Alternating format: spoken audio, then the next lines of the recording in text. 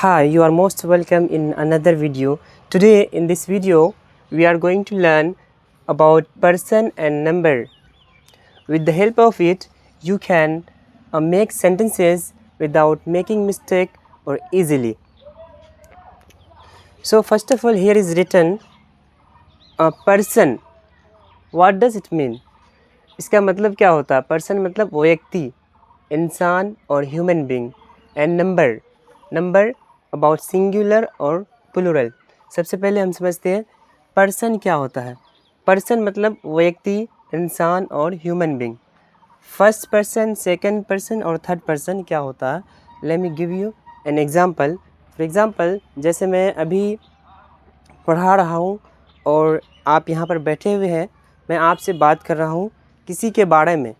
मैं आपसे बात कर रहा हूँ तो मैं फर्स्ट पर्सन हुआ, मैं फर्स्ट पर्सन हूँ. और आपसे अगर मैं बात कर रहा हूँ तो आप सेकंड पर्सन हुए, और जिसके बारे में हम बात करते हैं वो थर्ड पर्सन होता है. ये पहला व्यक्ति, ये दूसरा, ये तीसरा व्यक्ति. सपोज़ मान लीजिए मैं आपसे बात कर रहा हूँ, आपका नाम, आपसे बात कर रहा हूँ, और बात किसके बारे में कर रहे हैं? रुबाब के बारे में, कि वो आज एब्सेंट है, आज क्लास में नहीं है. तो मैं आपसे बात कर रहा हूँ तो मैं फर्स्ट पर्सन हूँ और आप सेकंड पर्सन हुए, और जिसके बारे में हम बात कर रहे हैं वो यहाँ पर थर्ड पर्सन हो जाता है. मेरा नाम अंसर है. मैं के लिए आंसर के लिए मैं आई प्रोनाउन का इस्तेमाल करूँगा. यहाँ पर आई फर्स्ट पर्सन सिंगुलर प्रोनाउन है. इससे पहले हम प्रोनाउन के चार्ट पढ़े हैं जिसके बारे में आपको अच्छे से पता होगा अगर वीडियो देखे हैं तो. आई मतलब होता मैं, ये फर्स्ट पर्सन सिंगुलर प्रोनाउन है. और यहाँ पर समझते हैं पहले सिंगुलर क्या होता है. सिंगुलर का सिंपल सा मतलब है एक वाहिद, एक वचन जिसको बोलते हैं हिंदी में. और प्लूरल एक से ज़्यादा, इसको उर्दू में जमा बोला जाता है और बहुवचन हिंदी में कहते हैं. फर्स्ट पर्सन आई का फर्स्ट पर्सन सिंगुलर आई है, और second first person plural we, जिसका मतलब हम या फिर हम लोग होता है.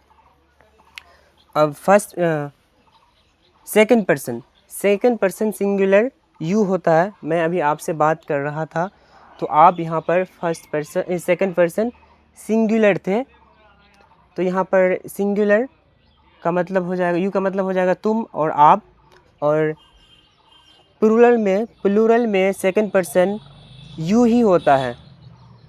प्लूरल में सेकंड पर्सन का यू ही होता है, लेकिन इसका हिंदी में मीनिंग थोड़ा अलग निकालेंगे. यहाँ पर तुम लोग और आप लोग का आप लोग लग जाएगा, तुम लोग या फिर आप लोग बोलेंगे. अगर एक से ज़्यादा आपको मीनिंग निकालना हो तो यहाँ पर तुम लोग बोलेंगे या फिर आप लोग बोलेंगे, और एक है तो यहाँ पर बोलेंगे तुम या फिर आप. लेकिन इंग्लिश में दोनों का सेम ही होगा. सिंगुलर भी यू होता है और प्लूरल भी यू होता है. उसके बाद पर्सन का third person singular he, she, it या फिर कोई एक नेम. जैसे हम एग्जांपल अभी बताए थे, मैं आपसे बात कर रहा हूँ किसके बारे में? रुबाब के बारे में. तो रुबाब के बारे में यहाँ पर रुबाब थर्ड पर्सन एक नाम हो गया सिंगुलर.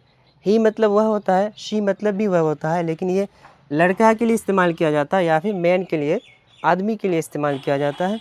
और शी मतलब वह होता है, ये लड़की और विमेन के लिए इस्तेमाल किया जाता है. इट कोई भी नॉन लिविंग थिंग, चीज़ों के साथ. ठीक है. उसके बाद थर्ड पर्सन प्लूरल दे होता है. इसका मतलब वे या फिर वे लोग या फिर एक से ज़्यादा नेम. अब ये हम समझ गए सिंगुलर, प्लूरल और पर्सन. आज का यही टॉपिक है पर्सन और नंबर्स के बारे में. अब यहाँ पर इस साइड में लिखा हुआ है इन प्रेजेंट, इन पास्ट और फ्यूचर. ये हम क्या लिखे हैं बोर्ड में? अगर आप सिंपल सेंटेंस पढ़े होंगे, अगर जानते हैं विदाउट एक्शन वाला अगर आप जानते हैं तो आपको पता होगा इसके बारे में. इज़ एम आर के बारे में. इज़ मतलब है होता है, एम मतलब हूँ होता है, आर मतलब है या फिर हो होता है. ये प्रेजेंट के लिए इस्तेमाल किया जाता है. प्रेजेंट में सेंटेंस बनाने के लिए, विदाउट एक्शन वाला सेंटेंसेस बनाने के लिए ये इज़ एम आर का इस्तेमाल किया जाता है. और ये वॉज वर्ड जो है इसका मतलब होता था, थी, ये पास्ट के लिए इस्तेमाल किया जाता है विदाउट एक्शन वाला, जिसमें काम नहीं होता है। एक्शन मतलब काम होता है, ठीक है। इन फ्यूचर विल बी का इस्तेमाल किया जाता है और इसमें भी कोई काम नहीं होता है। इसमें क्या बताया जाता है, स्टेट ऑफ बीइंग, उसके अवस्था पोजीशन के बारे में बताया जाता है, ठीक है। इसके लिए हम इस एमआर का इस्तेमाल करते हैं। अब देखिए यहाँ पर प्रेजेंट के लिए इस एमआर का इस्तेमाल करते हैं विदाउट एक्शन वाला, जिसमें कोई काम नहीं होता, वो वाला सेंटेंसेस। और प्रेजेंट में इस एमआर को आप इस प्रोनाउन के साथ, पर्सन, ये प्रोनाउन, ये सब प्रोनाउंस हैं, ठीक है। इसको आप इसमें कैसे इस्तेमाल करेंगे, इस प्रेजेंट का, इसको बोलते हैं हेल्पिंग वर्ब बोलिए या फिर मेन वर्ब बोलिए। एक सेंटेंस हम लिखते हैं यहाँ पर एग्जाम्पल के लिए, समझाने के लिए। देखिए, आई एम लर्निंग इंग्लिश। जब आप इस सेंटेंस को तोड़ेंगे तो यहाँ पर आई आपका क्या हो जाता है, सब्जेक्ट हो जाता है, और ये एम जो है यहाँ पर हेल्पिंग वर्ब है। क्या है, हेल्पिंग वर्ब हो जाता है, और ये लर्निंग जो है यहाँ पर आपका मेन वर्ब हो जाता है, और इंग्लिश यहाँ पर ऑब्जेक्ट हो जाता है। अगर आप थोड़ा सा भी इंग्लिश जानते हैं तो आपको पता होगा कि सब्जेक्ट, ऑब्जेक्ट और मेन वर्ब, हेल्पिंग वर्ब क्या होता है। यहाँ पर दो वर्ब है, एक हेल्पिंग वर्ब है और यहाँ पर मेन वर्ब भी है। अब देखिए यहाँ पर दो वर्ब इस्तेमाल हुआ और ये हेल्पिंग वर्ब है, ये मेन वर्ब है। अब यहाँ पर हम इस मेन वर्ब को इरेज कर देते हैं और यहाँ पर लिख देते हैं अ टीचर।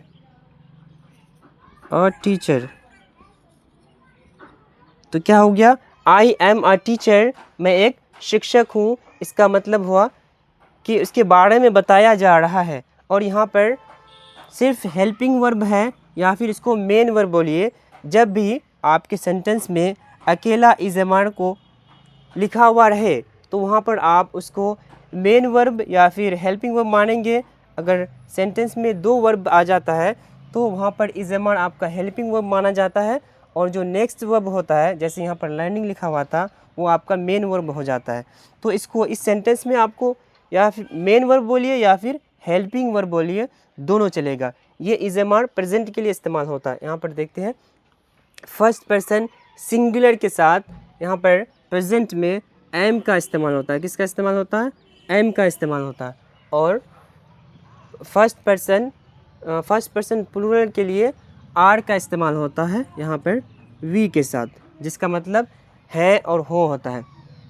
और सेकंड पर्सन यू के साथ आर का इस्तेमाल होता है सिंगुलर में, और प्लूरल में भी आर का इस्तेमाल होता है।